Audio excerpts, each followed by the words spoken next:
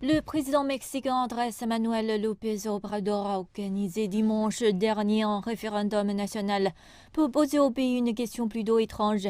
Êtes-vous d'accord ou non pour que les mesures constitutionnelles et juridiques nécessaires soient prises pour entamer un processus mettant la lumière sur les décisions politiques prises les années précédentes par les acteurs politiques, ce qui conduit à la justice et aux droits de victimes? Je pense que c'est un excellent exercice de démocratie. Lorsque nos anciens présidents étaient au pouvoir, il y avait beaucoup de choses dont nous, en tant que citoyens, nous nous plaignions. Mais nous n'avions aucun moyen d'exprimer nos sentiments. Je pense qu'il devrait y avoir plus d'événements comme celui-ci.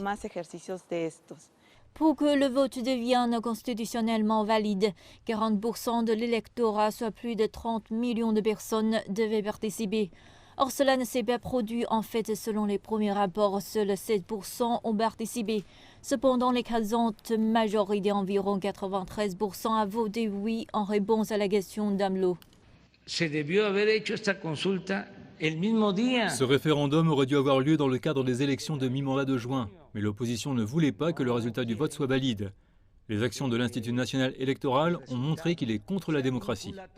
López Obrador a blâmé les anciens présidents pour une augmentation de la violence, la corruption et des inégalités dans tout le pays. Pour le politologue Arturo Ardeli, le référendum était une distraction politique. Il profite de tout événement, de toute situation qui peut nous distraire des principaux problèmes. Et c'était une occasion de plus qu'il avait pour détourner l'attention du public des problèmes vraiment délicats que nous avons au Mexique. AMLO a promis un référendum sur sa propre présidence en mars de l'année prochaine, promettant de se retirer s'il perd.